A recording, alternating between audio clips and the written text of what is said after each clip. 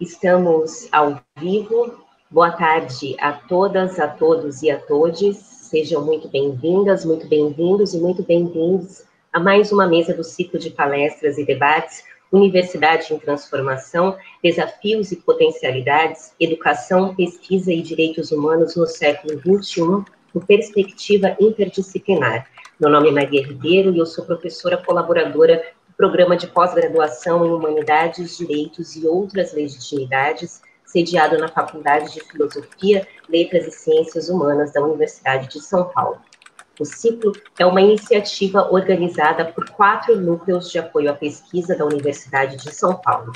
NAP Brasil-África, o Núcleo de Estudos das Diversidades, Intolerâncias e Conflitos, o DIVERSITAS, o Centro de Estudos Ameríndios, o CESTA, e o Núcleo de Apoio à Pesquisa, Produção e Linguagem do Ambiente Construído, o NAPLAC, todos os núcleos apoiados pela Pró-Reitoria de Pesquisa da Universidade de São Paulo. O ciclo foi elaborado com o objetivo de fomentar o diálogo e o compartilhamento horizontal de conhecimentos entre os integrantes dos NAPs e as diferentes universidades, nacionais e estrangeiras, além de promover o encontro entre os mais diversos setores da sociedade civil. O ciclo discute temas como democratização do acesso e permanência na universidade, luta antirracista, direitos indígenas, tecnologia e ensino online, exclusão digital, academia e movimentos sociais, decolonização do pensamento, feminismos, interdisciplinariedade e saberes de negras e negros, indígenas, quilombolas, ribeirinhas, imigrantes, refugiadas, africanas, árabes, pessoas com deficiência, pessoas trans, não binárias e LGBTQIA+, perspectiva de gênero, a partir dos contextos urbano, rural e periférico, para que sejam todas escutadas e para que suas narrativas, saberes, temáticas, vivências e experiências de opressões e violências diversas, bem como de resistência e autonomia, sejam incorporadas pela universidade e valorizadas em espaços acadêmicos e extra-acadêmicos. Universidade em Transformação segue com a sua programação de debates até o dia 18 de dezembro. Meus agradecimentos especiais ao professor Paulo Daniel Fará, coordenador-geral do ciclo, e a Tereza Teles, pela organização de todas as questões cruciais que nos possibilitou nos descobrir todas juntas para a conversa de hoje. O debate, que terá início em alguns instantes, e desde a mesa intitulada Políticas e Ações Antirracistas, acontece 3 dias após o Dia Nacional da Consciência Negra e o aniversário de morte de Zumbi dos Palmares. Na véspera do 20 de novembro, João Alberto Silveira Freitas, um homem negro de 40 anos de idade, foi asfixiado e aspirado para dentro das estatísticas produzidas pelo racismo e pelas políticas de morte apoiadas também pelo atual chefe de Estado brasileiro. Notemos como consequências escandalosamente observáveis são escamoteadas e convertidas ou em um exercício discursivo ou em um hábito social que é resultado de redundâncias inescapáveis. Nossa história tem início com a migração compulsória de corpos negros, seguida da missão civilizatória branca e do esfacelamento das dinâmicas culturais negras, seguida do determinismo biológico e racial, seguida das maltas de capoeiras consideradas a perigosa investida de faquistas contra as boas famílias do Brasil Império, seguida da estratificação social ficcionalmente dissolvida pelo universalismo paroquial do nossa negra doméstica é como se da família, seguida dos condicionamentos linguísticos e religiosos e laborais e dietéticos e demais modalidades de colonização patrimonial, das políticas públicas compromissadas com as agendas exploratórias de interesse e necessidade do capital e de interesse e desejo do branco de modo específico, de uma família de políticos influentes que pesa quilombolas desde uma unidade de medida agropecuária. No século XIV, 6 séculos atrás, aliás, um cavalo equivalia a 14 escravos. E conjurados estamos a compreender que tudo dito não está do lado de fora da nossa ordem social, mas constitui as filigranas dos nossos vínculos.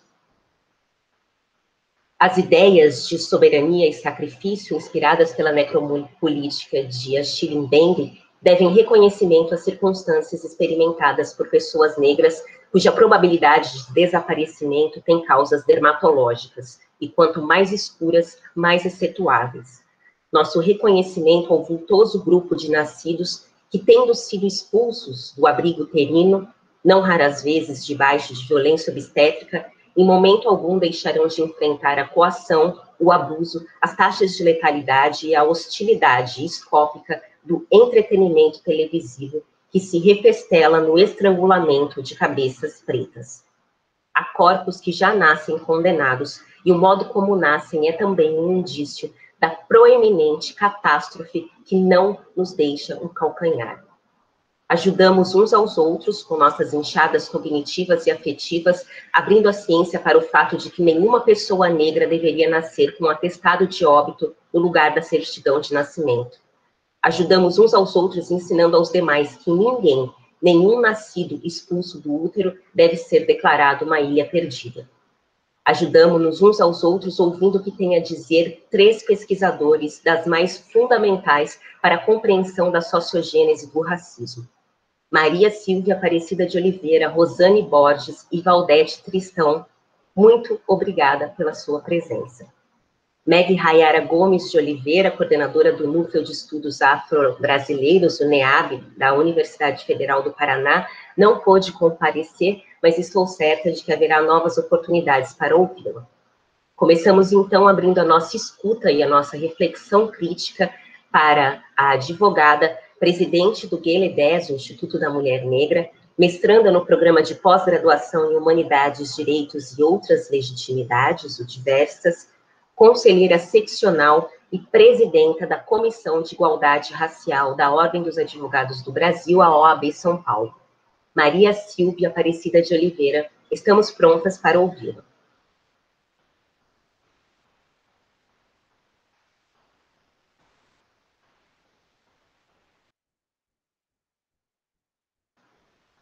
Maria Silvia, o seu microfone está desligado, por favor.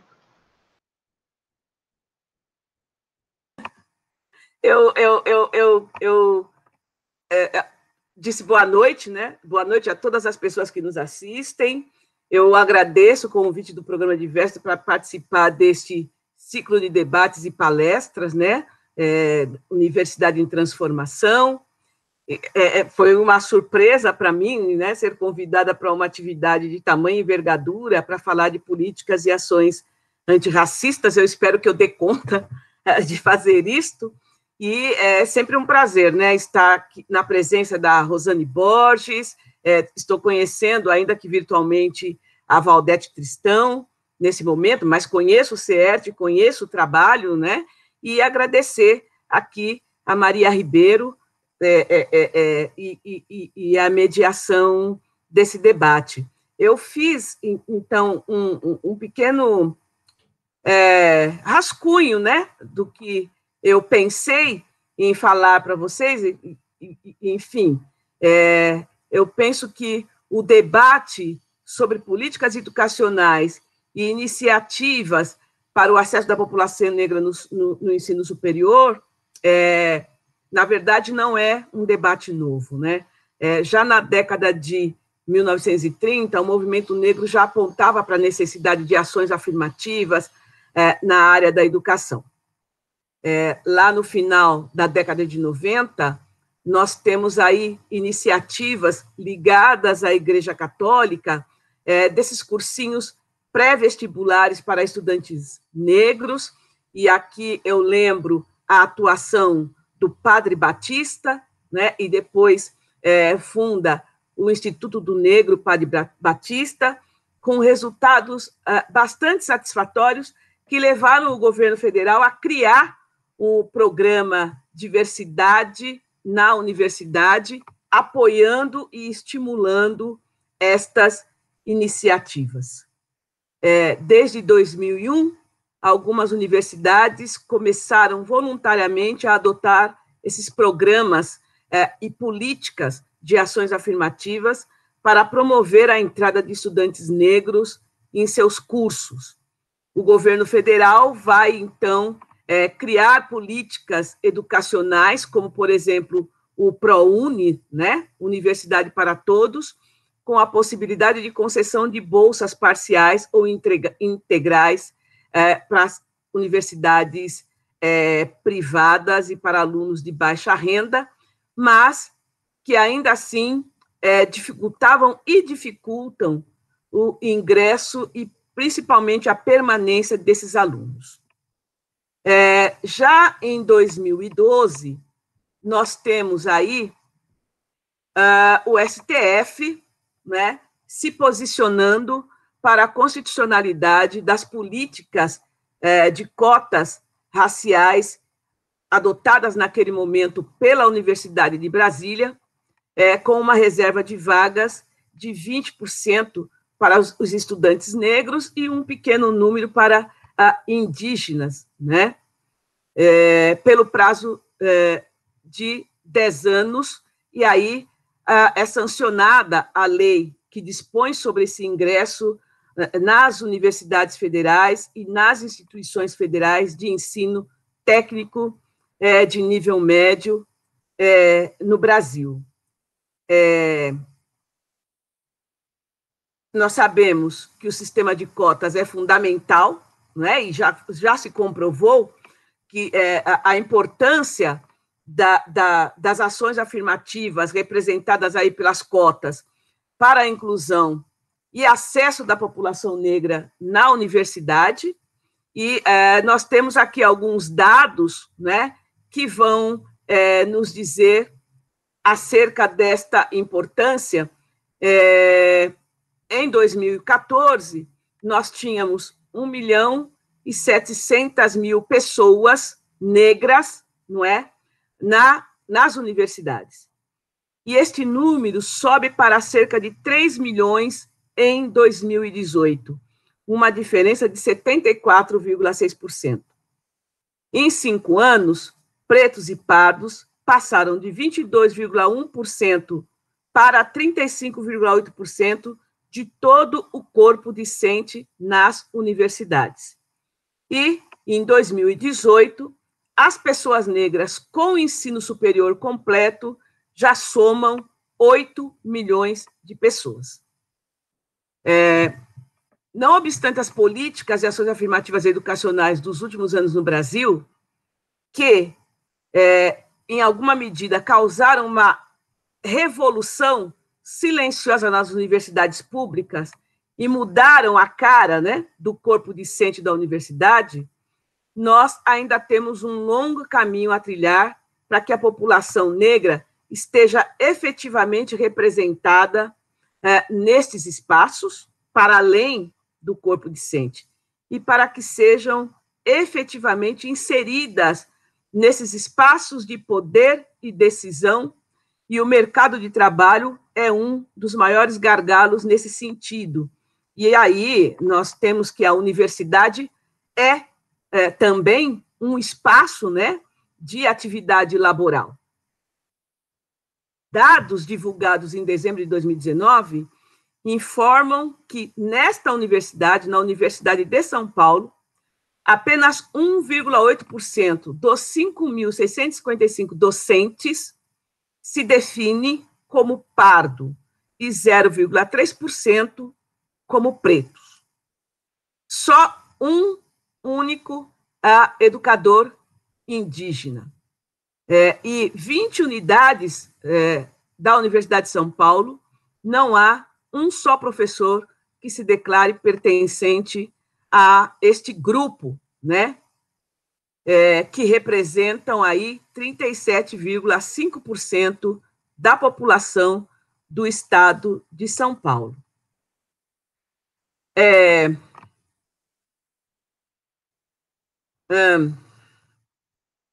Voltando.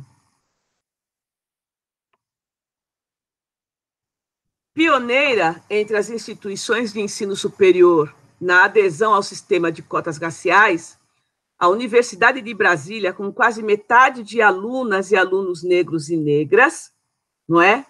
Tem apenas 65 professores autodeclarados negros entre os 3.670 membros do corpo docente, o que equivale a 1,77% do total de pessoas que dão aulas nos 4 campos ali da Universidade de Brasília. Afunilando a questão para a gênero educação superior, em 2016, informam que, dentre as 10.000 professoras doutoras atuando em programas de pós-graduação, né, apenas 219, dentre as 10.000, como eu já citei aqui, são negras, ou seja, 0,4%. E aí, continuando essa exclusão, né, nas universidades, em 2017, o grupo com a maior fatia das bolsas de CNPq foi o de mulheres brancas, 31%. As mulheres pretas, 3% do total de um universo de 93.405 bolsistas contemplados.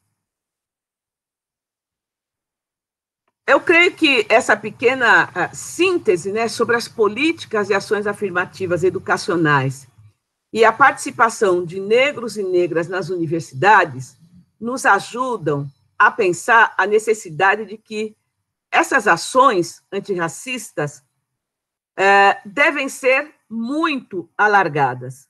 Vale dizer que essas ações são importantes, mas as condutas e as práticas racistas de cada pessoa branca, dentro desses programas, não é, nas universidades, são de fundamental importância para que possamos efetivar a participação de negros e negras nesses espaços de poder e decisão. Os números que eu foquei aqui demonstram o quanto precisamos avançar no sentido de incluir essas pessoas, né? Estamos falando da população negra nas universidades, nos espaços docentes da graduação e na pós-graduação, lugares de chancela do saber, do conhecimento. Ainda é preciso avançar no sentido de acabar com o epistemicídio nas universidades, pois, mesmo depois desta revolução silenciosa que eu citei, é praticamente uníssona a fala de estudantes negros e negras de que não tiveram contato com autores negros na graduação, e esta situação não é diferente na maioria dos cursos de pós-graduação. Eu vou fazer aqui uma menção ao programa do Diversitas nesta faculdade de Filosofia, Letras e Ciências Humanas, que eu entendo é um ponto fora da curva, quando adota esse sistema de cotas no ingresso para a pós-graduação, que privilegia os saberes periféricos, os saberes marginais, inclusive invertendo a... Isso é uma ação antirracista, dentro das políticas e ações afirmativas. As políticas antirracistas têm que ter à frente pessoas que pensem essas políticas de forma muito mais abrangente do que a simples disponibilidade de cotas de 30% para as pessoas negras.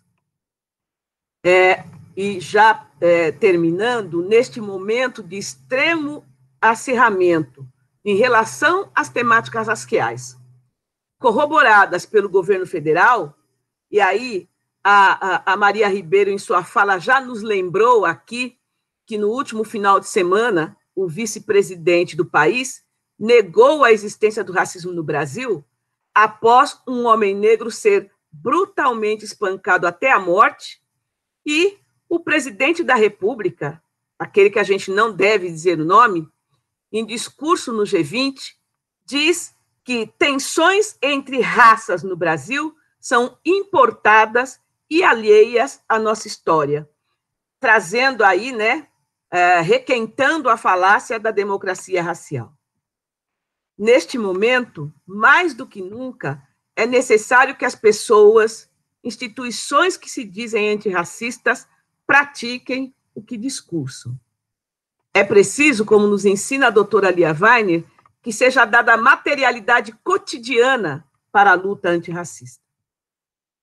Por fim, um texto da professora Denise Carreira, que eu gosto muito e sempre recomendo, que é O Lugar dos Sujeitos Brancos na Luta Antirracista, onde ela faz uma reflexão crítica sobre o processo de desconstrução da branquitude como lugar de manutenção de privilégios materiais, subjetivos e simbólicos na sociedade, e que é a base de sustentação do racismo. Ela nos ensina, né, e ela é professora aqui na USP, na Faculdade de Educação, que é preciso, né, para a gente pensar o enfrentamento ao racismo e construir políticas antirracistas mais eficientes, é preciso construir o lugar de sujeito das pessoas brancas na luta antirracista, ou seja, ir além da convocação para que sejam apoiadores da luta dos movimentos negros, indígenas e de outros grupos discriminados contra o racismo, da luta das outras e dos outros. Ou seja, é preciso que os brancos antirracistas percebam esta luta como uma luta de todos e de todas, de toda a sociedade. Eu integro, representando o GLE10, a Coalizão Negra por Direitos. E em 14 de junho deste ano, lançamos um manifesto onde afirmamos que, enquanto houver racismo, não haverá democracia. Nós dissemos e dizemos, né, nós afirmamos neste manifesto que o Brasil é um país em dívida com a população negra, dívidas históricas e atuais. Portanto, qualquer projeto ou articulação por democracia no país exige o firme e real compromisso de enfrentamento ao racismo. Convocamos os setores democráticos da sociedade brasileira, as instituições e pessoas que hoje demonstram comoção com as mazelas do racismo e se afirmam antirracistas, que sejam coerentes. Pratiquem o que discursam, porque a prática é o critério da verdade. Então, são essas as reflexões que trago para pensarmos aqui uma transformação na universidade, os desafios e as potencialidades para que a gente possa pensar a educação e pesquisa na área de direitos humanos neste século XXI, não é? Sobre essa perspectiva interdisciplinar, como este evento, né, e todas essas atividades nesses eventos nos chamam a refletir. Eu acho que é um pouco isso que eu tinha para trazer e agradeço aí a oportunidade.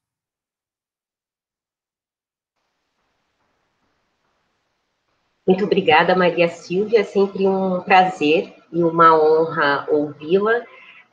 Bom, ao final das 3 falas, nós abriremos para o debate, portanto, não se esqueçam de registrar suas perguntas no chat, por gentileza.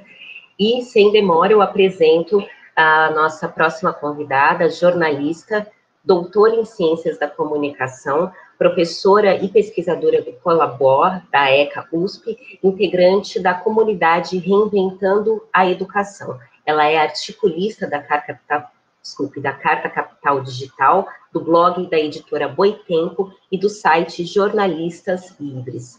Autora de diversos livros, entre eles Espelho Infiel, O Negro no Jornalismo Brasileiro, Mídia e Racismo e Esboços de um Tempo Presente. Muito obrigada pela sua presença, Rosane Borges.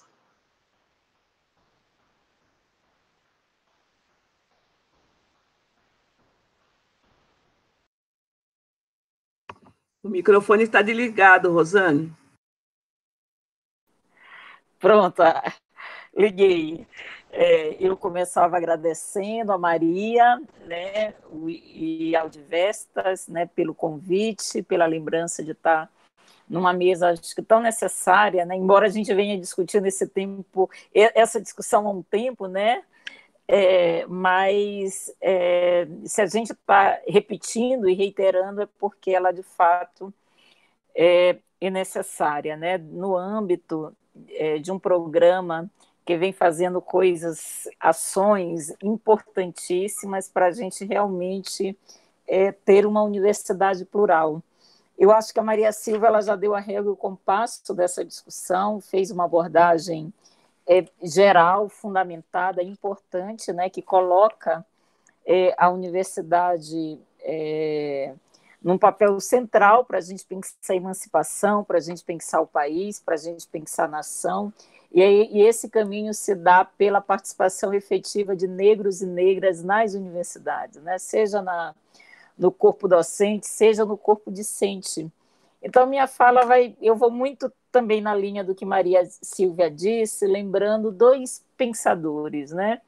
A Bell Hooks, que é uma ativista, intelectual, feminista negra, antirracista, anticapitalista.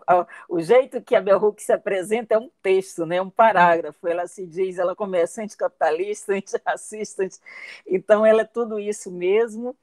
E com um homem branco, o Jacques Derrida, né, pensando o texto, aquele livro dele chamado A Universidade Sem Condição. Eu vou tentar juntar os dois, parece assim uma coisa meio estranha, mas a Bell Hooks ela tem na sua trajetória das preocupações teóricas e políticas da Bell Hooks como a universidade ela pode ser um espaço de emancipação para a população negra, né? Considerando o nosso papel no mundo, né? No mundo diaspórico de escravizados, que nos excluiu, que nos destituiu, que nos desumanizou.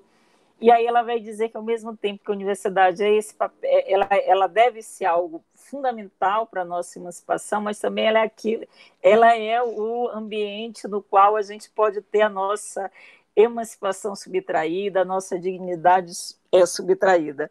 E aí ela vai muito nesses dois, digamos, nesse duplo vértice, né? A universidade como aquela instituição que pode nos garantir a emancipação, mas também que pode garantir o sacrifício, né? Que pode subscrever o sacrifício. E aí eu acho que para a gente sair desse dilema que bem aponta Bell Hooks na situação das estudantes, das professoras negras, né? Porque ela tem um olhar muito focado para as mulheres negras, é um pouco a gente pensar que a universidade ela só será, de fato, um espaço emancipatório para os excluídos do mundo, mas também para todo mundo, se ela for uma universidade sem condições, como diz belamente o Jacques Derrida. Ele tem um livro, que o título do livro, eu acho que se chama isso mesmo, Universidade Sem Condições. Eu estava aqui com o texto aberto, mas o computador ele travou, eu tive que reiniciar e estou atrás do texto. E o Derrida, ele parte do entendimento que uma universidade, é um livro muito bonito, que ele vai dizer que uma universidade sem condição é aquela universidade que produz uma crítica permanente sobre a sociedade, sobre ela mesma, uma universidade que se desconstrói. O termo desconstrução é uma categoria fundamental, né, para a teoria do Derrida, é uma sociedade que se desconstrói, mas no final do texto ele chama atenção, ele diz assim: vão com calma, mas apressem-se porque pode ser tarde demais, né? Esse projeto de mudança da universidade. Ora, eu acho que quem vem com a ligeireza e digamos, a pressa necessária que diz Derrida, são os movimentos negros, são os movimentos indígenas, né?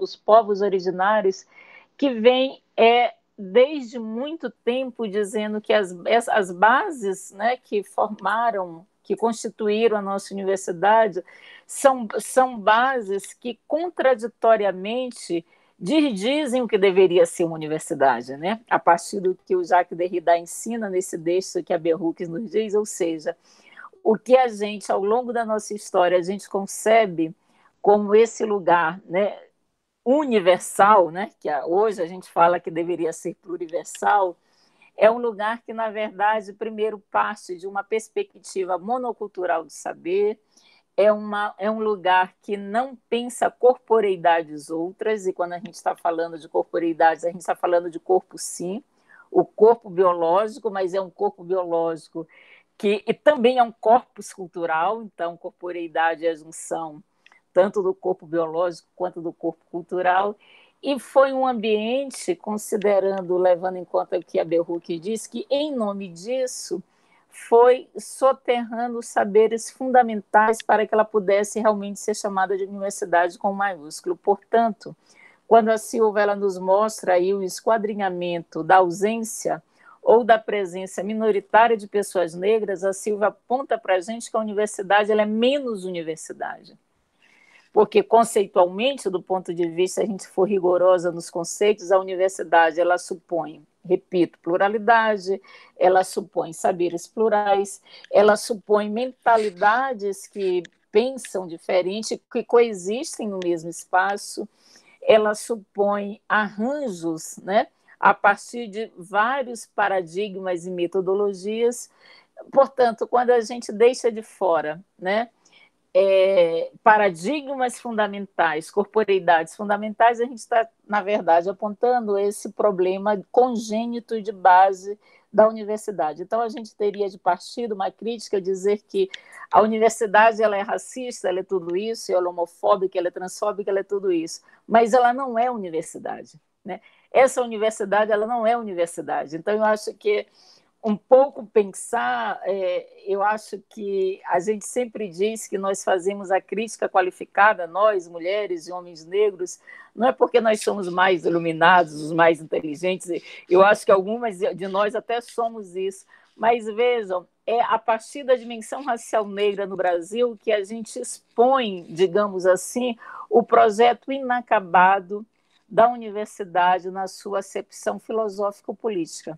Ela não é totalizante, ela não é assambarcante, ela não é plural, ela não pensa metodologias outras que não sejam aquelas manufaturadas a partir de um sujeito cartesiano. Né? A ideia da Por que a ideia da descolonização é uma ideia que desconcerta a universidade? Porque pensar descolonização é pensar novos caminhos e novos rumos que, digamos assim, destrói o edifício calcificado dos andares e dos blocos que a universidade ela se constituiu, né? Pensar descolonização é pensar, portanto, uma outra proposta de conhecimento, uma outra forma de saber e de conhecimento.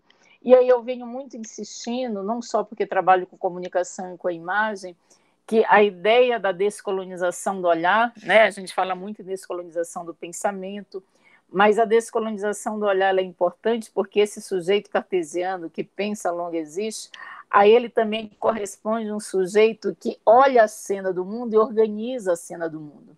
Esse sujeito moderno, onividente, que pensa que é racional, ele foi fundamental para uma, digamos assim, decantação da empresa colonial, que já existia antes desse sujeito moderno cartesiano, mas foi fundamental para cientificizar o que é inominável, o que é a barbárie, o que é o inaceitável, que é o processo de desumanização de corpos a partir da racialização. Então, vejam, é sob, digamos, essas pedras terríveis da barbárie, né, que a universidade ela se construiu inclusive dentro de paradigmas metodológicos, né?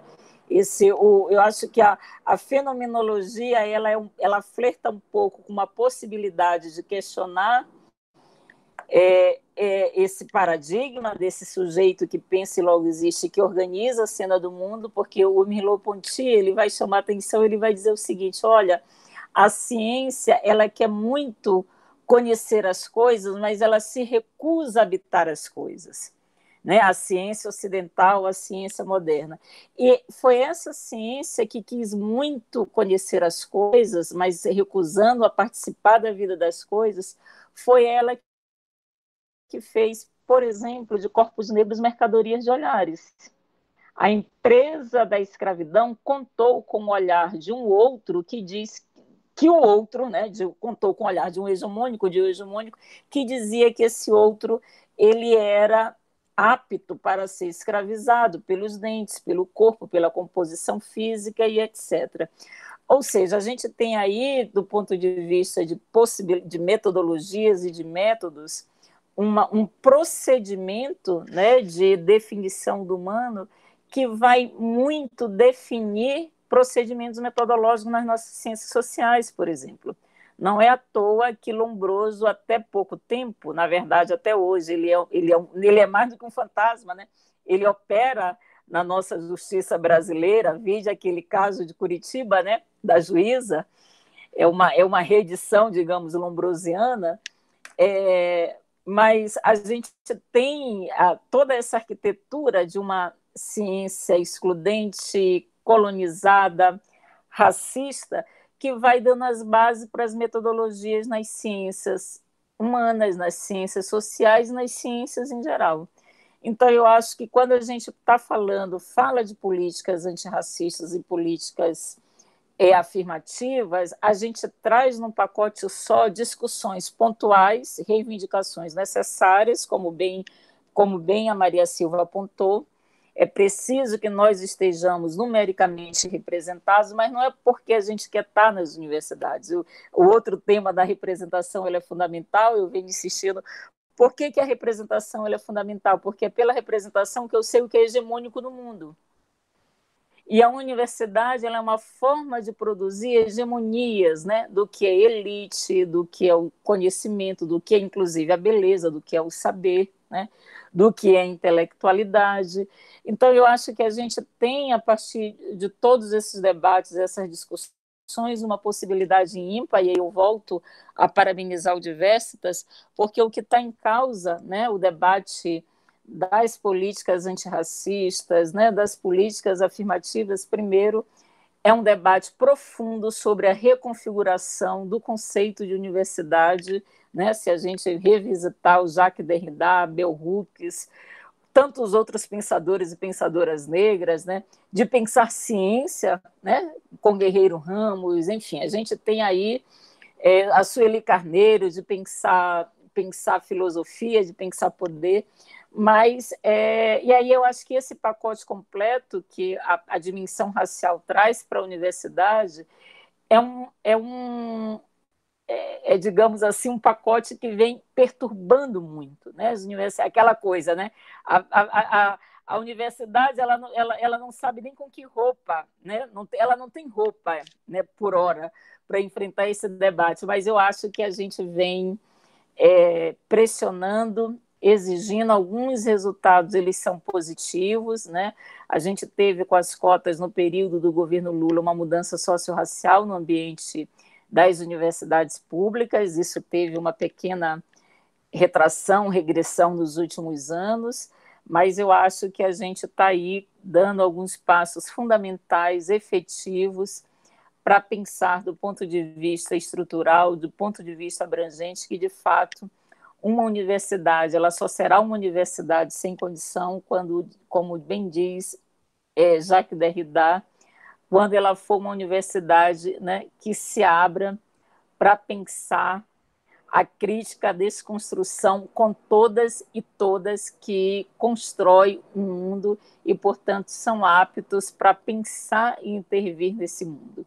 E aí eu acho que essa aptidão passa pela Bell Hooks, quando ela diz esse espaço que também nos viola, nos destitui, mas também é um espaço em que a gente pode reconstruir a nossa história, né, como sujeitas, não de histórias singulares e particulares, né, as nossas de mulheres negras, mas como sujeitas do mundo, porque nós pensamos, nós somos afetadas, a gente tem emoção, a gente tem saberes e a gente tem conhecimento. Eu acho que seria isso, né, para o início de debate. Mais uma vez, eu agradeço muito estar aqui com todas vocês. Muito obrigada, Rosane, pela sua exposição em tudo extraordinária, sempre extraordinária. E, bom, continuem registrando as suas perguntas no chat. Ao final dos debates, ao final das salas, nós abriremos para debate. E eu quero convidar agora, uma honra de convidar a doutora em Educação pela Faculdade de Educação da Universidade de São Paulo, professora e coordenadora pedagógica na Educação Infantil Paulistana e consultora do Centro de Estudos das Relações de Trabalho e Desigualdades, o CERT. Ela é escritora dos livros infantis Conhecendo os Orixás, de Exu a Oxalá, e do Orum ao Aie, a Criação do Mundo. Muito bem-vinda, Valdete Tristão. Boa noite. Saudações a todas, a essa mesa maravilhosa, Maria Silvia, Rosane, Maria Ribeiro pela condução. Eu agradeço ao Diversitas pela oportunidade e convite na pessoa da Tereza, e eu quero dizer que é uma grande alegria poder estar aqui neste momento discutindo questões tão importantes relacionadas à temática das políticas e das ações antirracistas. Eu falo de uma perspectiva que é do chão da escola, que é de quem atuou e atua nesse lugar, né? E objetivamente eu fiquei pensando qual seria a minha contribuição neste momento tão importante. E eu retomei um documento chamado Contribuições para a Implementação da Lei 10.639, para refletir sobre essas políticas e ações antirracistas. E esse documento, ele pode parecer desatualizado, mas pensando que a sua existência e implementação ainda é algo a ser feito, ele me parece ainda muito atual.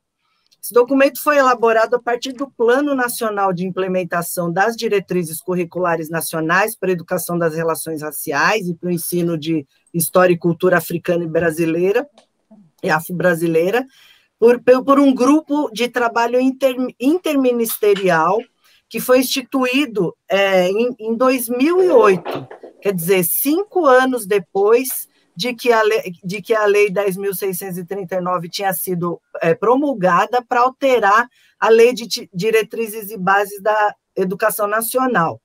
O objetivo daquele coletivo, que era esse grupo de trabalho, era desenvolver uma proposta para esse plano nacional com a finalidade de implementação de metas, né, para efetivar e tornar obrigatório essa história e cultura africana e afro-brasileira na educação básica, que foi regulamentada pelas diretrizes curriculares nacionais para a educação das relações étnico-raciais e o ensino de história e cultura africana e afro-brasileira.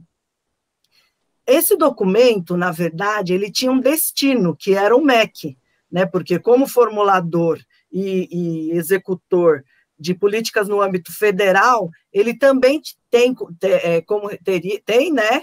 Hoje a gente não tem, só temos o desmando no MEC, não é verdade?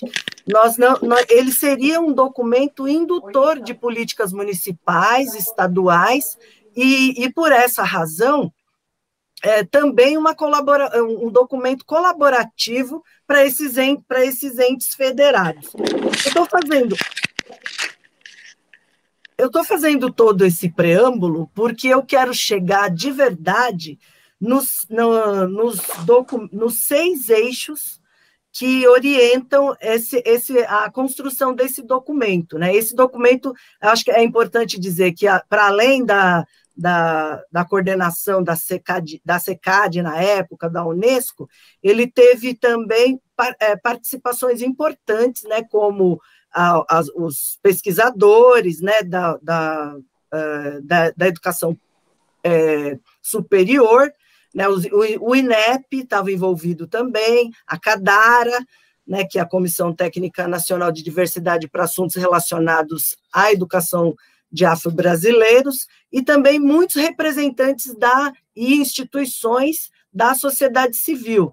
Entre esses representantes, a BPN, né, a AMPED, Ação Educativa, o CERT, o CEAFRO da UFBA, e outros atores também representando a Secretaria de Direitos Humanos, a Undime, que é a União Nacional dos Dirigentes Municipais, e o próprio Unicef.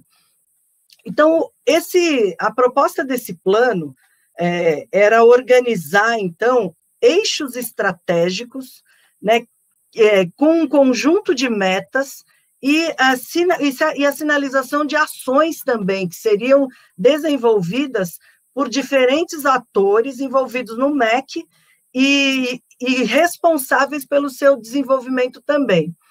Os 6 eixos que estão presentes nesse documento são fortalecimento do marco legal, política de formação para gestores e profissionais da educação, política de material didático e paradidático, a gestão democrática e os mecanismos de participação social, as condições institucionais, entre elas a questão do financiamento, a sensibilização e comunicação, pesquisa, equipes e regimes de colaboração.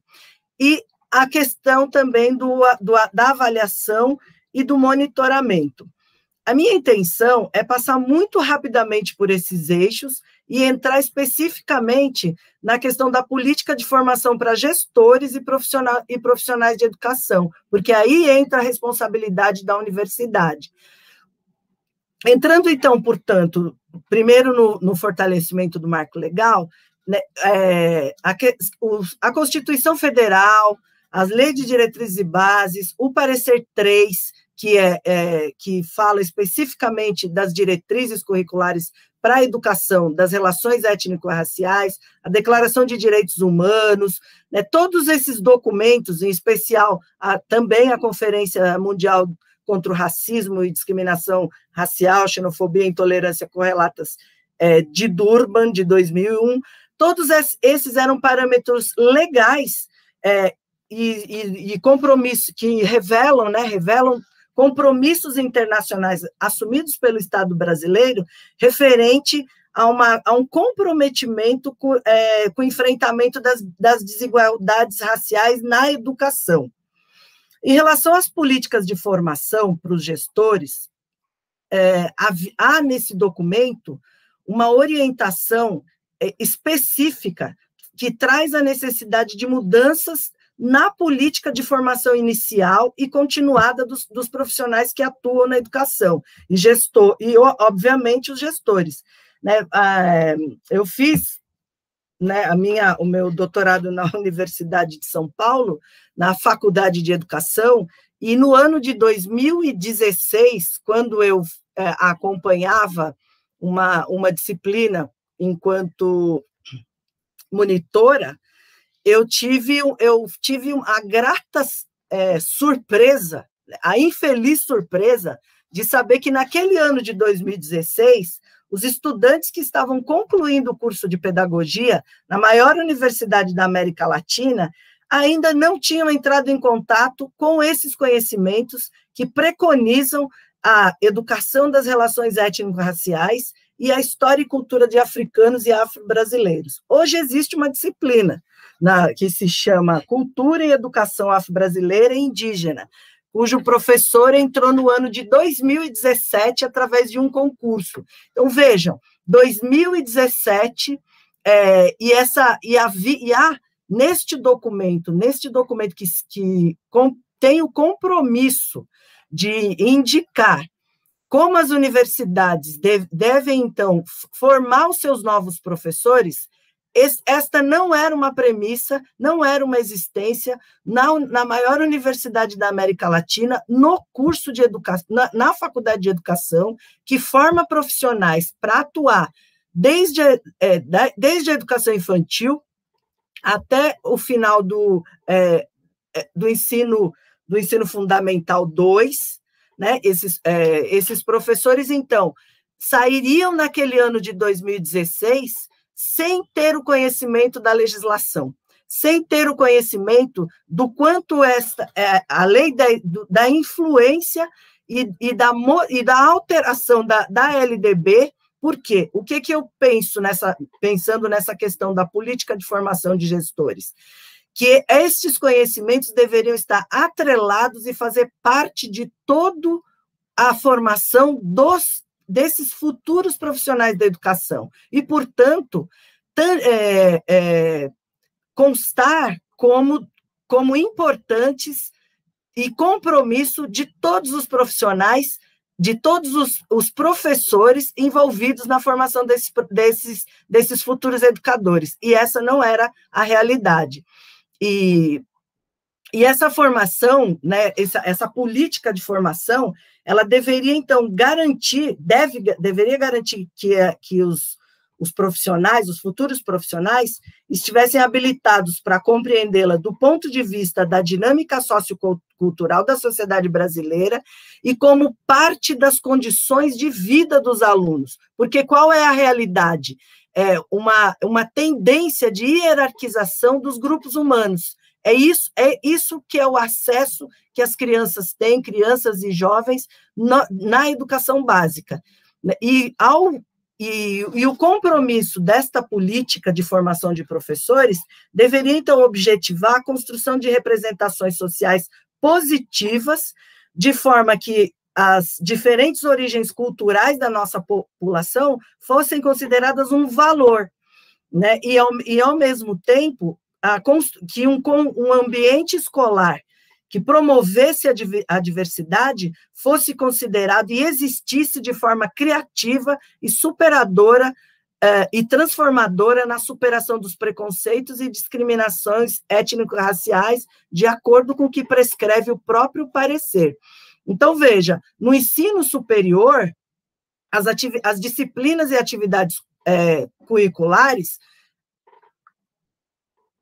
elas não cumprem ainda as prescrições normativas das orientações contidas na LDB, tanto na LDB quanto nas diretrizes nacionais para a educação das relações étnico-raciais, e bem como o tratamento das questões e temáticas referente aos afro-brasileiros e africanos não fazem parte desse escopo de formação. E isso não sou eu que estou afirmando somente olhando para esse documento.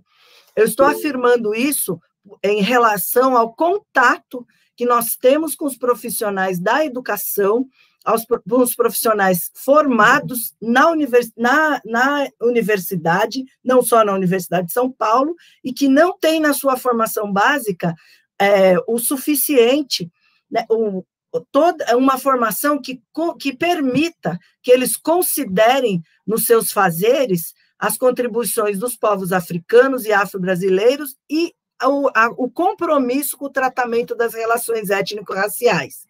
Um outro ponto importante um outro eixo importante desse documento para implementação da Lei 10.639, que também é uma ação afirmativa dentro da escola, da educação básica, é uma política comprometida com o material didático e o paradidático.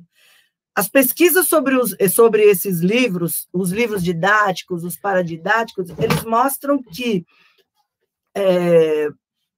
a despeito da introdução de critérios antidiscriminatórios ou antirracistas nos editais dos programas do livro do MEC, ainda há materiais nas escolas que continuam associando os negros pejorativamente, com percepções, apresentando para as crianças percepções negativas, tais como a não-humanidade, a maldade, a feiura, a tragédia e a sujeira. Esses estudos, eles mostram que o branco ainda é apresentado como uma condição humana natural. Então, existem nas escolas estes materiais e as mulheres negras acabam também sendo associadas a um estereótipo da empregada doméstica. Os livros são produzidos de uma forma que desconsidera essa diversidade dentro da escola e pior do que tudo isso, desconstrói qualquer possibilidade destrói qualquer possibilidade de que as crianças construam uma identidade positiva sobre si mesmas a partir desses materiais didáticos. Então, esses materiais existem, esses materiais estão em muitas escolas, esses materiais foram distribuídos, né, quando eu falo em livro didático ou paradidático, e um profissional que não teve em sua formação inicial uma condição de refletir sobre essas questões e a qualidade desses materiais e que tipo de ideologia cada um deles está veiculando, não vai se comprometer com uma educação antirracista para as crianças pequenas, desde a educação infantil, por exemplo. E outra gravidade também, que esses eixos, que a falta de atenção a esses eixos sinalizam, é que a própria formação continuada muitas vezes não dá conta de manter um tipo de ação formadora no interior das escolas que provoquem essas discussões a respeito do material oferecido para as crianças. E isso vai, então, à direção da questão da gestão democrática e dos mecanismos de participação social, que é outro eixo importante que a União, por meio do MEC, indica um papel fundamental da coordenação, né, não só da coordenação de política nacional enquanto articuladora dos diferentes níveis e sistemas, para que seja, então, estabelecido um compromisso de que a gestão democrática do ensino público seja assegurada, a participação da sociedade torna-se fundamental e primordial na garantia da qualidade e no controle social dos impactos. E isso não é muitas vezes verificado quando se trata de gestão democrática, porque a temática e a forma como essa temática deveria entrar dentro da escola, muitas vezes ela depende do gestor. E se o gestor entende que tratar a temática das relações étnico-raciais no currículo da escola não é algo que deve ser importante ou de compromisso, por exemplo, na educação infantil, que é de onde eu falo com mais tranquilidade, esse professor, esse diretor, esse gestor pedagógico pode entender que não é um tema a ser discutido naquela etapa da educação. Um outro mecanismo importante, que eu acho que é importante de chamar a atenção, é a questão da avaliação e do monitoramento. O MEC deveria estar comprometido, né, através da Secretaria de Educação Continuada, Alfabetização e Diversidade, com essa implementação. E agora, veja, para que de verdade ela acontecesse, condições institucionais precisariam ser garantidas. E essas condições institucionais, elas estão diretamente ligadas à avaliação e monitoramento da implementação da lei.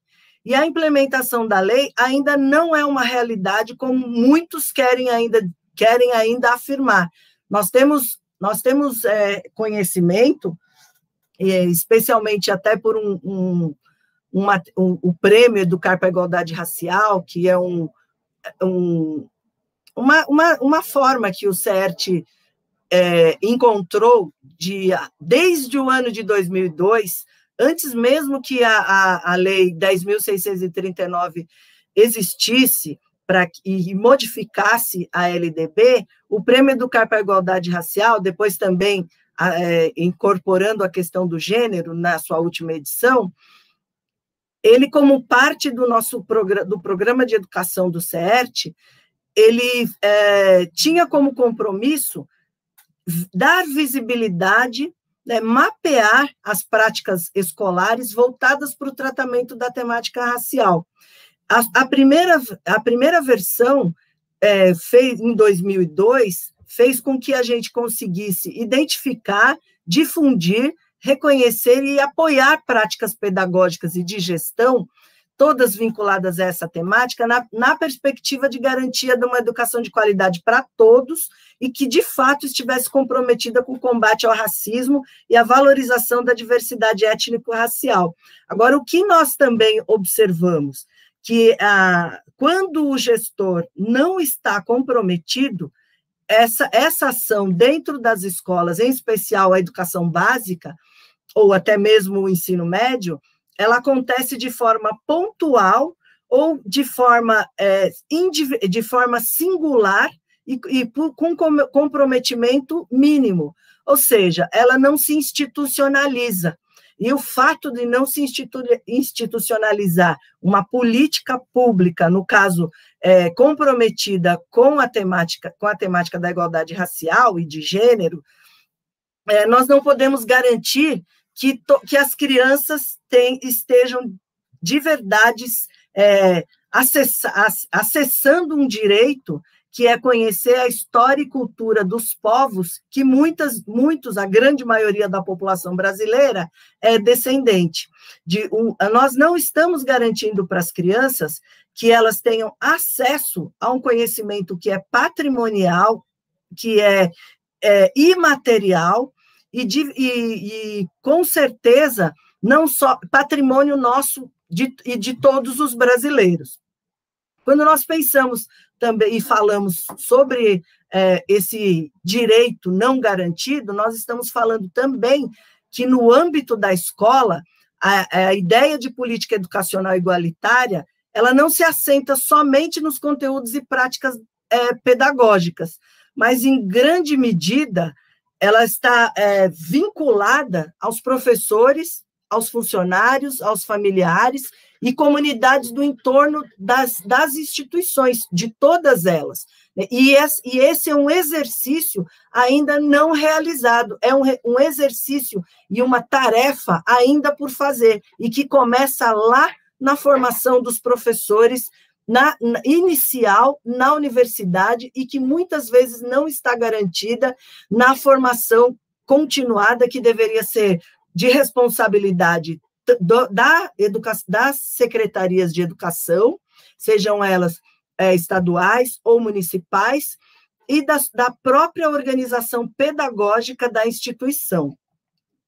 Ainda pensando, trazendo objetivo. Agora, qual uma questão importante que está por trás do não cumprimento da Lei 10.639, da sua materialização no âmbito da escola? A questão econômica, a questão do compromisso também, porque não basta só uma legislação justa. Não é suficiente para promover a igualdade racial que a lei exista.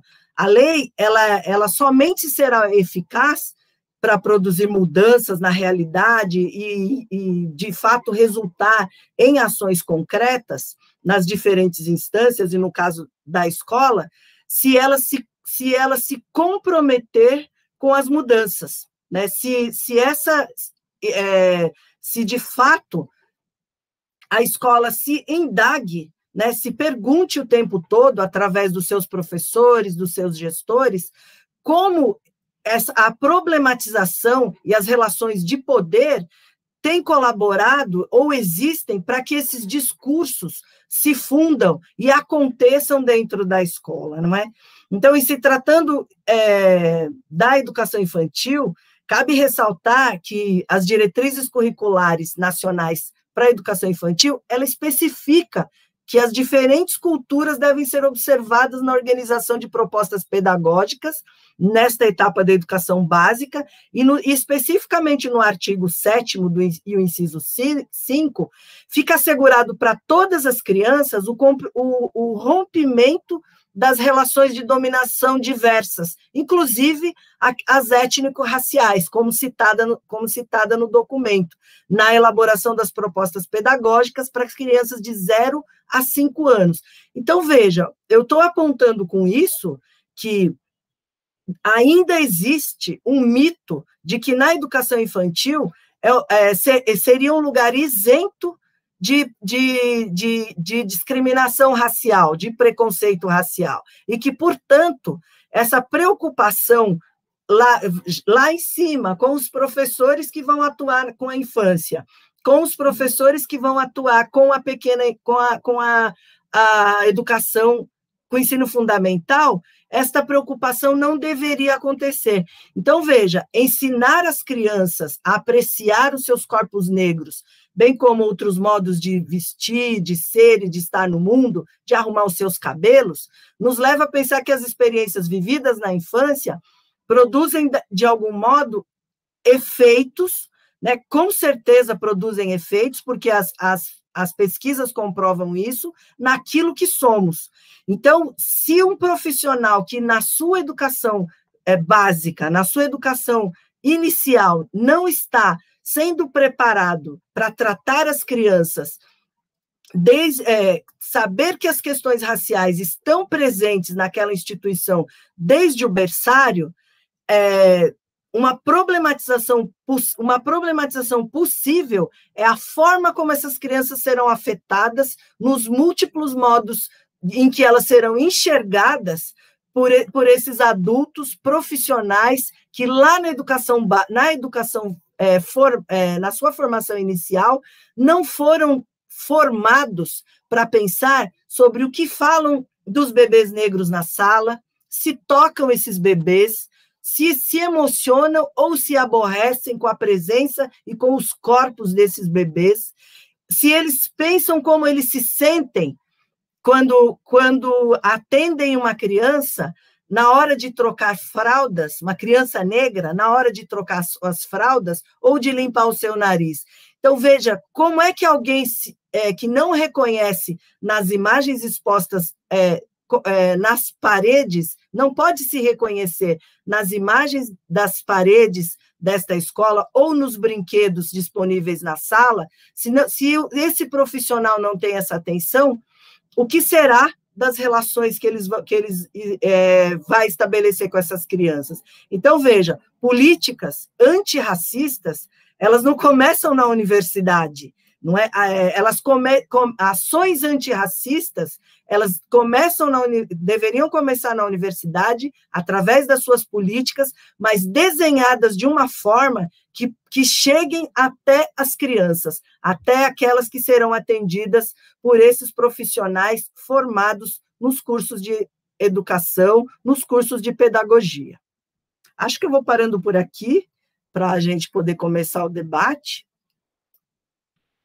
Não sei se eu cheguei ou trouxe algum tema que pudesse dialogar com a proposta, mas eu fico muito feliz e grata de poder usar esse espaço, me aproveitando desse espaço para dizer que, na educação infantil, a temática das relações raciais é uma necessidade, é uma urgência, e ela, para ser tratada, ela está extremamente conectada com a formação do professor, tanto na inicial quanto na continuada. Obrigada. Muito obrigada, professora Valdete, não só trouxe as questões, como ampliou também perspectivas. Eu quero agradecer a Maria Silvia, a Rosane Borges e a Valdete por traçarem um panorama da educação brasileira, desde esse arco que parte da educação infantil até a universidade, a graduação e a pós-graduação. A professora Rosane Borges não pôde ficar, porque ela dá aula agora às 19 horas, mas nos deixa com reflexões bastante importantes, né? Como bem lembrou Rosane, ainda que a universidade se julgue desconstruída, a maneira de Derrida, ela encobre, em muitas circunstâncias, o acesso aos espaços de poder, mantendo os grupos tornados minoritários na antessala desses núcleos decisórios. Já havia aqui uma pergunta sobre que ações políticas deveriam ser associadas às ações afirmativas, para que as ações afirmativas não aterrizassem na universidade como uma espécie de afronta, expondo os cotistas ao constrangimento, mas me parece que Maria Silvia já listou uma série delas, né, como a luta contra o epistemicídio, a atenção para a materialidade do acesso à universidade, porque estudantes negras e negros são tantas vezes dependentes de bolsas, e tudo dito pensando políticas públicas ainda mais abrangentes. E uma outra questão importante, e também a partir da fala da professora Valdete, como lidar com as crianças brancas para que elas se entendam também como racializadas. Eu vou fazer uma leitura das perguntas que foram registradas no chat e vou deixá-las livres para comentar aquilo que vocês julgarem importante adensar. Então, a Sandra Silvia pergunta: como alterar este quadro em que presidente e vice-presidente do Brasil perpetuam o mito da democracia racial? Alguma medida foi tomada em protesto contra esse absurdo após um assassinato cruel? Linguagens da sobrevivência, que é uma disciplina ministrada no programa de pós-graduação em Humanidades, Direitos e Outras Legitimidades, o Diversas, perguntam: como avaliam a situação da Lei 10.639, alterada pela Lei 11.645? Assegurar a implementação da lei constitui uma política antirracista? Quais outras deveriam ser adotadas na universidade, além de cotas? A professora Valdete passou por aí, mas se houver alguma coisa para complementar. E a Leni Souza pergunta: professora Tristão, reflexão muito importante, pois a Lei 10.639 não é uma preocupação apenas de professores, mas de todos. A universidade poderia contribuir com mais pesquisas sobre essa temática, lembrando que as leis mencionadas, a Lei 10.639 e a Lei 11.645, são leis que alteram a Lei de Diretrizes e Bases da Educação Nacional para incluir a obrigatoriedade das temáticas de história e cultura afro-brasileira e história e cultura afro-brasileira indígena nas grades curriculares dos ensinos fundamental e médio. Então, Maria Silvia e Valdete, fiquem à vontade para comentar as questões surgidas. Posso começar? Por favor, Maria. Eu vou deixar a Lei 10.639 para a Valdete falar, né, que ela está por dentro. Eu vou dialogar aqui com a Sandra, né, que fez a primeira questão sobre a fala do Estado brasileiro, porque, afinal de contas, essas duas figuras representam, né, o governo, o Estado brasileiro. Então, nós estamos vivendo, como eu falei, um momento bastante difícil nesse sentido, né? Nós temos aí representantes do Estado brasileiro, o presidente, o vice-presidente, que, a despeito, né, dos números que nós temos sobre o extermínio de jovens negros, sobre o genocídio da população negra, o Fórum Brasileiro de Segurança Pública divulgou esses dados agora muito recentemente para 2018, né? Feminicídios contra mulheres negras, esse mesmo Fórum Brasileiro de Segurança Pública traz esses dados, né? Enfim, negando, né? Negando a existência do racismo no Brasil, e é muito interessante que o vice-presidente ele fundamenta a visão dele de que não existe racismo no Brasil, porque na década de 60 ele esteve nos Estados Unidos e lá sim, né, existia uma segregação racial, né? Então, infelizmente, nós andamos muito mal, né, com esse governo que nós temos instalado no país, né? Evidentemente, nós estamos respondendo, sim, a essas questões, e como eu disse no início, como eu disse na minha fala, eu faço parte da Coalizão Negra por Direitos, estou lá no jurídico e na operativa da coalizão. Nós fizemos uma grande movimentação neste final de semana, depois do assassinato daquele homem, né, do João Beto, lá em Porto Alegre, e contra o Carrefour, né? Nós fizemos, inclusive, uma movimentação de denúncia internacional.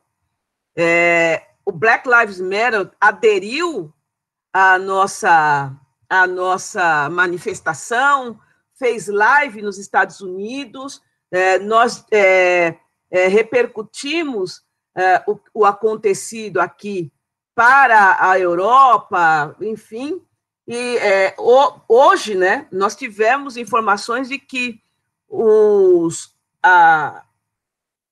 as cotas, né, vamos dizer assim, na Bolsa de Valores para o Carrefour, caiu 5%, né?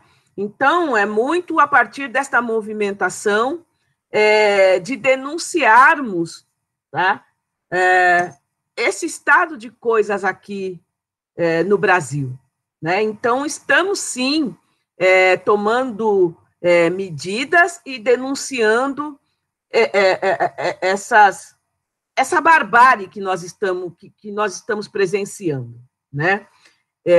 Eu reputo aqui que a Coalizão Negra por Direitos, nesse sentido, é uma das articulações mais importantes que nós temos no Brasil desde que nós tivemos aí a Frente Negra Brasileira em 1930, né? Eu acho que é um pouco isso, Sandra, do que eu me lembro aqui da sua pergunta, né? E aí, sobre a questão da Lei 10.639, a Valdete, evidentemente, tem mais condições de responder do que eu.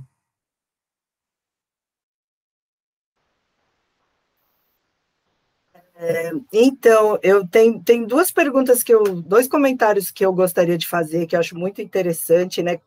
Porque era como lidar com agora eu não lembro a pessoa, não sei se foi a Leni, que falou sobre como lidar com as crianças brancas para que elas se sintam racializadas. Então, essa é uma pergunta assim, bastante interessante para pensar, né? Porque, em verdade, os brancos nunca foram racializados, né? Nós, negros, é que fomos racializados.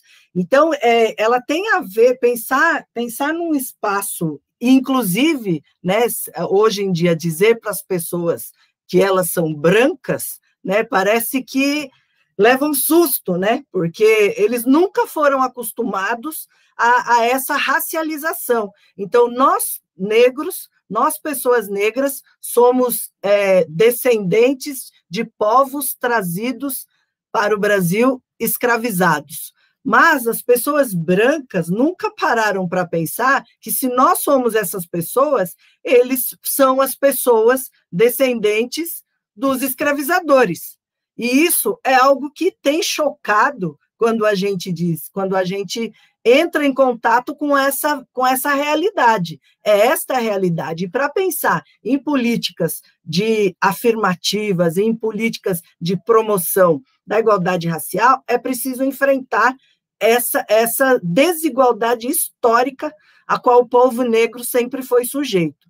E na educação infantil, não vai ser pensando nas crianças, lidar com as crianças, desde muito pequenininhas, elas aprendem nas famílias onde nasceram, que são negras, e elas aprendem isso duplamente, né? As nossas crianças negras aprendem antes de entrar na escola, conosco, e aprendem efetivamente quando entram na escola, porque lá elas são apontadas como negras, lá elas são racializadas, lá, desde a mais tenra idade, elas são lembradas de serem quem são.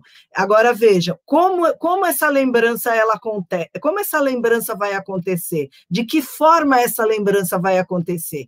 Então, veja, se as professoras estiverem preparadas para acolher essas crianças, para distribuir afeto igualmente, entendendo que as crianças negras e brancas, elas têm esse direito, isso pode afetar as crianças diferentemente, porque há estudos que comprovam, né, há pesquisas que comprovam que as professoras falam do cabelo das crianças negras, falam do cabelo das crianças brancas, de uma forma que acaba racializando essas crianças também. Então, as crianças aprendem, nesse contexto, o que é estar e ser racializada, crianças brancas e crianças negras. Pensando na Lei 10.639, na 11.645, a 11.645, né, que vem trazendo a questão dos indígenas, né, a inclusão de disciplinas e atividades curriculares, pensando também na contribuição dos povos indígenas, né, porque traz essa obrigatoriedade da história e cultura. O que nós temos e que temos pensado efetivamente, né, é que esse conteúdo proposto na legislação, ele pode ser um conteúdo evidentemente trabalhado de uma forma que se adeque às diferentes faixas etárias. Para as crianças pequenas, eu vou trabalhar, adequar no sentido de que, veja, se na educação infantil o que organiza uma proposta pedagógica são as interações, são as linguagens, e são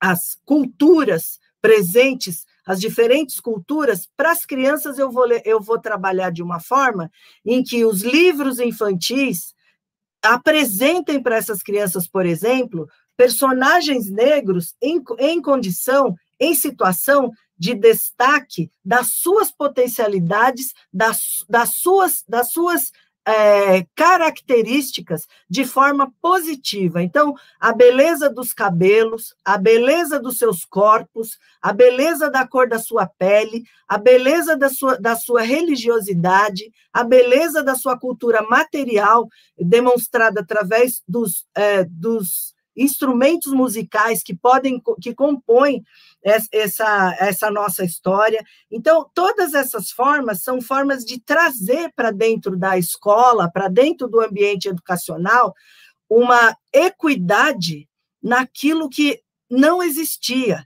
Então, veja, cuidar dos murais, cuidar da forma como as crianças são apresentadas às diferentes famílias, aos diferentes arranjos familiares, né, é algo que materializa a Lei 10.639. E a universidade pode assegurar esse trabalho e esse compromisso, tendo no seu currículo atenção a esse cotidiano. Né? É extremamente importante conhecer a história, porque nós não tivemos oportunidade de conhecê-las. Né? Eu, quando professora de educação infantil, não tinha um bom livro infantil com personagens negros, trazendo essa variedade e essa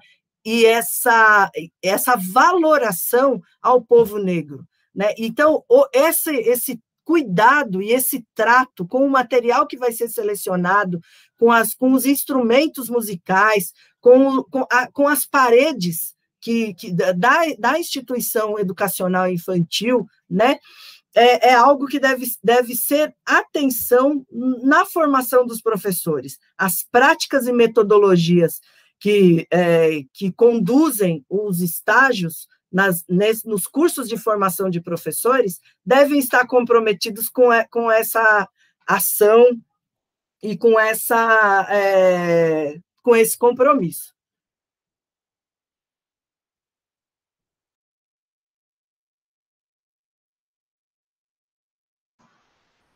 Muito obrigada, Valdete. Me parece que Maria Silvia, Rosane e Valdete nos dão a oportunidade para pensar um processo real de libertação, como que é Neuza Santos em Tornar-se Negro, desde um arcabouço jurídico legal a ações comprometidas com a preservação da cultura de cada povo, não desde o lugar do oprimido, então o escravizado, a empregada doméstica, o pagão, o selvagem, mas desde condições de existência legítimas.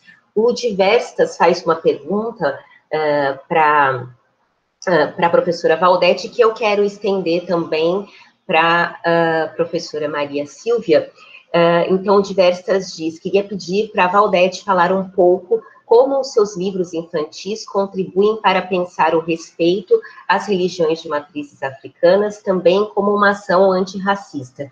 E eu queria ouvir da Maria Silvia também qual para que ela compartilhasse conosco, como que embora seja de amplo conhecimento, de que modo o GLE10 é de fato a instituição ou um manifesto em defesa dessas condições de existência legítimas.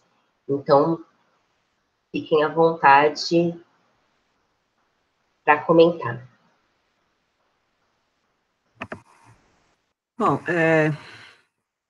o GLE10 é uma organização que surge lá no finalzinho da década de 80, né, durante aquele período de redemocratização do país, e é fundada em abril de 1988, exatamente para pautar as questões específicas da situação das mulheres negras no Brasil, né?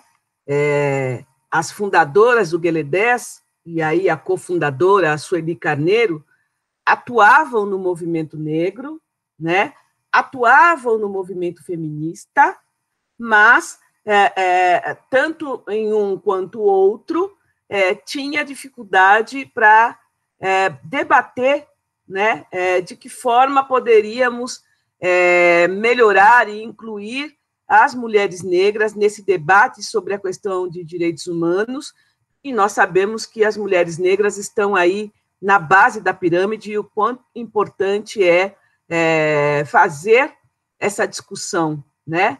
Tanto no âmbito do movimento feminista quanto no movimento negro, que naquele momento específico, né, a gente falava de um feminismo hegemônico, né, onde as mulheres eram vistas como universais e era aí capitaneado por mulheres brancas, né, de classe média, enfim, que tinham todo o tempo, né, vamos dizer assim, para trazer e estar nessas atividades e discutir a questão das mulheres, enquanto as mulheres negras estavam lá cuidando dos filhos dela, da casa delas, enfim, era uma questão. E o movimento negro, nós tínhamos aí um grupo bastante elevado de homens à frente dessas organizações, homens negros, que também entendiam que, colocada, né, e resolvida, vamos dizer assim, a questão racial, as mulheres negras estariam contempladas. Então, o GLE10 da mulher negra surge aí para fazer esse debate, né, das circunstâncias em que as mulheres negras viviam a partir da intersecção de gênero e de raça. O GLE10 está aí há 32 anos fazendo essa discussão. Foi a partir de GLE10 que a questão racial, né, foi levada para o centro do debate da discussão de direitos humanos. E aí a gente tem lá a obra da Sueli Carneiro, né, os escritos e a tese da Sueli Carneiro, informando que, por conta, né, desse histórico, do racismo estrutural e de toda essa relação do impacto do racismo nas relações na nossa sociedade, os negros e negras são vistos como desumanizados, né? A Sueli fala que eles estão na zona do não ser, tá? Então era preciso, né? E naquele momento o GLE10 tem essa função de trazer para o debate que as violências contra a população negra, as desigualdades contra a população negra são fruto desse impacto do racismo na vida dessa população e que, portanto, as violações de direitos humanos, né, as pessoas negras sofrem violações de direitos humanos, né? É essa construção, é esse debate que o Gueledés traz para a sociedade, né? Pauta e trava esse diálogo com as organizações de direitos humanos que até aquele momento brancas, né, faziam sobre a questão dos direitos humanos. Então, e hoje a gente faz isso há 32 anos, né? De trazer para a centralidade do debate dos direitos humanos que essas violações de direitos humanos estão aí voltadas majoritariamente para negros e negras, para as populações marginalizadas. O Gueledés é a primeira organização, basicamente, a trazer para o debate a questão da população, né? Do grupo LGBTQI+, quando a gente fala das mulheres trans, das mulheres lésbicas, né? É o Gueledés que toma esse debate para si, para fazer essa junção de gênero, raça, orientação sexual, né? Então, eu acho que é isso, Maria. Se ficou faltando alguma coisa, a gente volta a debater. Obrigada, Maria Silvia. Diga. Só para falar um pouquinho dessa questão das crianças, né? Desse espaço escolar. Eu acho que a Valdete, como eu já falei, pode falar isso melhor do que eu, né? Mas a Sueli Carneiro tem uma contribuição bastante importante com a tese de doutorado dela, né? Quando ela traz que o espaço escolar é o espaço de produção e reprodução do racismo, né? Porque é isso que a Valdete falou. As crianças brancas são apresentadas às pessoas negras sempre nessa condição subalternizada, né? A depender da escola, essa criança branca não vai ter um professor negro, mas ele vai ver lá na cozinha, na faxina, na segurança daquele estabelecimento comercial, daquele estabelecimento de ensino, uma pessoa negra. E aí vem essa questão da representação que a Rosane trouxe aqui para nós, né? De que forma que nós, negros e negras, somos representados o tempo inteiro para a sociedade brasileira, né? Então, as crianças passam, as crianças brancas vão aprender, né, que estão na sociedade onde os brancos são superiores e os negros são inferiores, né? Eu estava assistindo na quinta-feira passada a contribuição da Lia Weiner, que eu já citei aqui, para uma entrevista na TV Cultura, e que ela fala que, por exemplo, uma dona de casa que diz que não sabe como ela pode contribuir com a luta antirracista, ela pode começar, né, trazendo desenhos, por exemplo, onde exista a representação de crianças negras, de princesas negras, né? Enfim, não só o que é colocado para as crianças, como, por exemplo, as princesas que são todas brancas, os príncipes que vêm salvar a princesa no cavalo branco, enfim, esse tipo de representação. A Valdete, com certeza, pode falar sobre isso, né? Mas é só para mim dar a minha contribuição para essa pergunta, né, do debate. Muito obrigada, Maria Silvia, pelo panorama e apresentação do Gueledés. E, Valdete, gostaríamos, o Diversas, desculpe, é a Tereza Teles. Então, a Tereza Teles que endereça a pergunta, também querendo ouvir um pouco mais sobre o seu trabalho como autora e escritora de livros infantis. Obrigada pela pergunta, Tereza. Eu penso, né, pegando um gancho aí desse finalzinho da fala da Maria Silvia, eu quero dizer que a Lei 10.639, alterando a LDB, trazendo história e cultura de África e dos africanos para a educação nacional, ela também trouxe muito oportunismo. Então, muita gente começou a publicar livros infantis com personagens negros, mas não necessariamente personagens negros com histórias que valorizassem, né, a nossa realidade, né, a nossa história de povos em diáspora. Né? Então, esses livros infantis, e aí, inclusive, né, esses autores, né, brancos, em sua maioria, não sei se vocês sabem, o mercado editorial tem mais de 92% de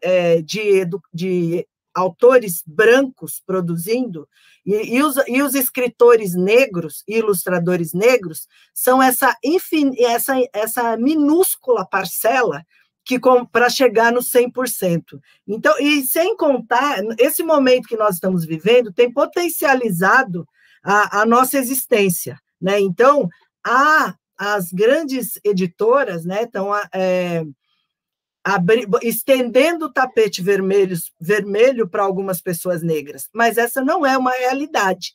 Não, nós não estamos nesse lugar, nós não fazemos, falam de nós, falam sobre nós, mas nós não falamos sobre nós ainda. Então, a minha decisão, né, de escrever para crianças pequenas, e nessa perspectiva da mitologia dos orixás, ela é exatamente para romper com a possibilidade das crianças terem acesso somente à mitologia nórdica, à mitologia grega. Todo mundo teve esse acesso, todas as pessoas tiveram uma formação literária e mitológica com foco nesse, né, etnocêntrico, eurocêntrico, né? Então, veja, os meus livros, eu entendo, sim, como um livro comprometido com a luta antirracista, porque ele atende, inclusive, um princípio das diretrizes curriculares nacionais para a educação das relações étnico-raciais, que é a ênfase à história da África, né? Porque uma parte da história da África, uma parte da Yorubalândia que eu conto, né? Porque os meus contos, o meu trabalho se inspira, especialmente esse último, na contribuição dos povos Yorubá. Então, eu acesso uma memória histórica e ancestral de religiosidade africana que garante às crianças se reconhecerem. Né? E eu tive um feliz encontro também com o ilustrador, né, que a gente pôde construir um projeto muito bonito, cuidadoso nas imagens, cuidadoso nas palavras, e mais ainda, eu tenho ousado, eu digo isso como uma ousadia, porque eu quero trazer para essa literatura que eu estou fazendo um tipo de alfabetização ou alfabetismo, não sei ainda como dizer isso, né, ainda estou estudando sobre isso, diaspórico, porque eu quero que as crianças tenham acesso às palavras em Yorubá. Eu quero que o Orum seja conhecido como Orum, como Aie, e não sincreticamente apresentado para as crianças. Eu quero que os orixás sejam apresentados para as crianças com os seus nomes. Ogum é Ogum, Exu, Exu, aliás, Laroye Exu, por hoje, por essa segunda-feira maravilhosa, pela oportunidade de ter aberto esse caminho aqui junto com vocês, por eu estar com vocês. Então, assim, pensar em livros, né, com esse compromisso, para mim, sim, uma ação antirracista. E uma outra questão também que eu vejo, né, presente nesse material, eu tenho ali um compromisso político e histórico com essa educação patrimonial, que eu, inclusive, falei dela enquanto estava fazendo a minha exposição, porque eu entendo que esses livros, o acesso a esse conhecimento, é uma garantia ou é uma possibilidade de levar às crianças um patrimônio imaterial, um patrimônio afro-brasileiro e africano. Garantir isso para elas, né? Eu estava pensando, por exemplo, essa questão que também a Maria Silvia trouxe, sobre as relações que acontecem, as interações dentro de uma instituição de educação infantil. Existe um pacto narcísico, né, que isso bem colocado, a gente sabe pela Cida Bento, né, também, que é precursora desse conceito, né, um pacto narcísico da branquitude, que ele também se revela na educação infantil, e eu vou dizer para vocês de uma forma muito objetiva, porque, veja, festas de aniversário, por exemplo, né, as crianças, numa roda de conversa, podem descobrir, né, uma criança negra que houve uma festa de aniversário no final de semana e ela não foi convidada. Houve uma festa de aniversário na casa de um dos coleguinhas que brinca com ela na escola e ela não fez parte daquela festa. Então, veja, pensar o pacto narcísico também na infância é muito interessante, porque, assim, essas crianças brancas estiveram nessa festa e a negra não esteve, as negras não estiveram, né? Então, veja, isso é algo que vai sendo construído também, né? É algo que vai sendo aprendido. Uma mãe que está no carro e fecha o carro, o vidro correndo, uma mãe branca dentro do carro, fecha, porque a gente está chegando no semáforo e ali tem crianças que vão vender bala, e por acaso essas crianças são negras, né? Não por acaso essas crianças são negras. Então, veja, esses aprendizados estão sendo oferecidos para as crianças brancas, desde muito pequena, né? E desde muito pequenas, elas também vão se apropriando e se comprometendo com esse pacto também, né? Porque, veja,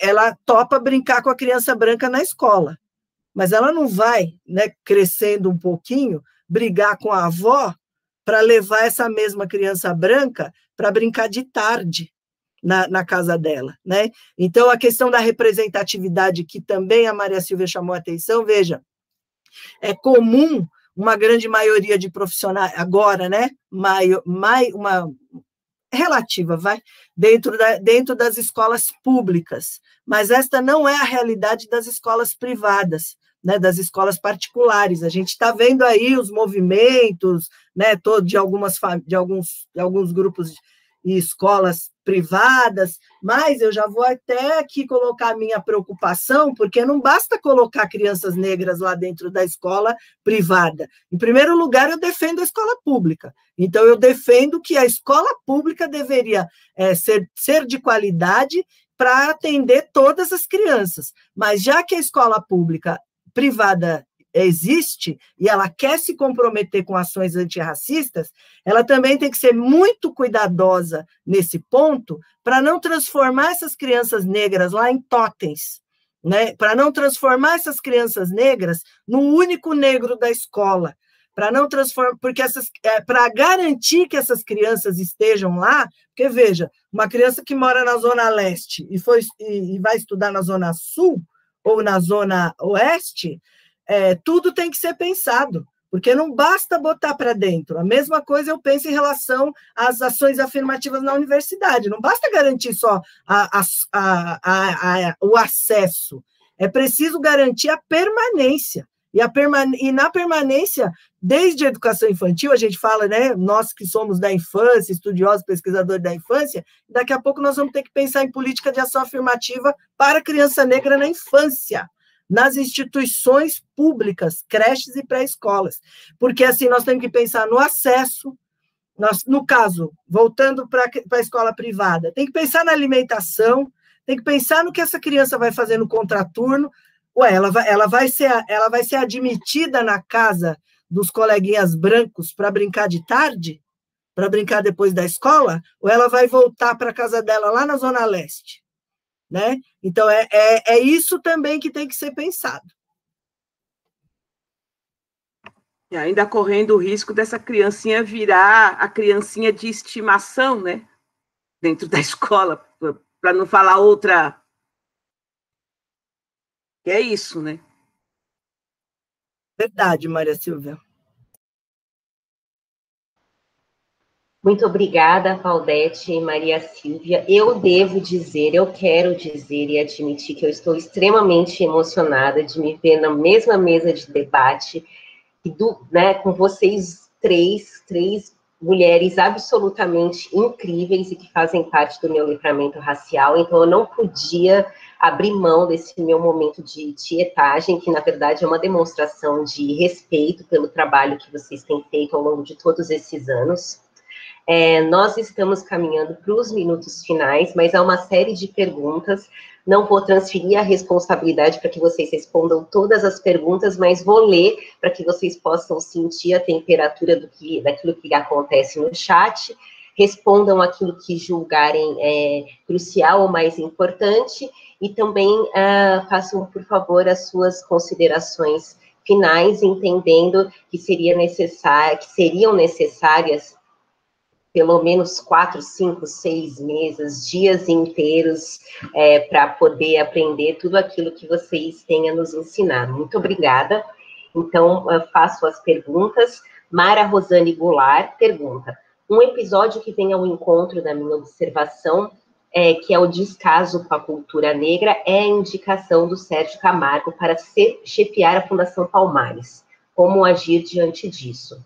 Aline Souza pergunta: gostaria de complementar a pergunta do Diversas, na figura da querida Teresa Teles, se a professora Tristão concorda que as escolas não estão preparadas para lidar com um confronto, cito o caso ocorrido entre o SESI e a autora Suzane Oliveira.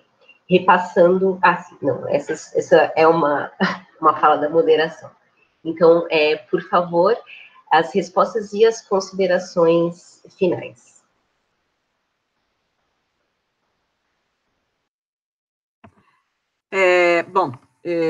Sobre o caso da Fundação Palmares, fica até difícil de falar, né? Mas o racismo nos coloca essas armadilhas, né? Como diria lá, como bem falou o professor Kabengele Munanga, o racismo é um crime perfeito, né? Então, é muito interessante. Eu estava assistindo ontem um filme da Harriet, né? Aquela ex-escravizada que libertou um monte de escravos lá nos Estados Unidos, e alguns homens negros que eram utilizados para caçá-la, para caçar os outros fugitivos, né? Da escravidão. E aí eu fico fazendo essas ligações, né? Já tentamos aí algumas ações para tirá-lo de lá, enfim, mas não conseguimos porque é cargo de nomeação, né, do Estado, e, enfim, é isso, tá? Eu quero agradecer a oportunidade, agradecer aqui o convite da Teresa para participar desta mesa, desse ciclo de debates aqui da Universidade, da Faculdade de Filosofia, Letras e Ciências Humanas. Eu espero ter aí contribuído para esse debate, e um grande beijo para Maria Ribeiro, parabéns pela mediação. Obrigada, Valdete, também aprendi muito né, com a sua participação aqui. A Rosane Borges, sempre muito querida, já anotei aqui as indicações de leitura que ela passou para a gente, e é isso. Uma boa noite a todas, todos e todes, se eu não retornar a fala. Obrigada. Obrigada por ter deixado a pergunta da Kyu-san para mim. Foi muito importante. A Kyu-san, né, também é pioneira, né, nesse trabalho, tem um trabalho lindo. O trabalho que foi rechaçado no SESI foi o Omobá, que ela ousou fazer princesas negras, né, princesas negras inspirada nos orixás. Aí volta exatamente aquilo que eu fiz na minha apresentação. Por que as famílias tiveram tanto problema? Por que a escola teve tanto problema?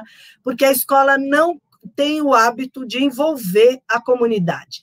As professoras, para um projeto político-pedagógico, precisa ser compartilhado com a comunidade, precisa ser compartilhado com as instituições de cultura. Aqui está a Tereza, minha parceira lá no Iluobá de Mim.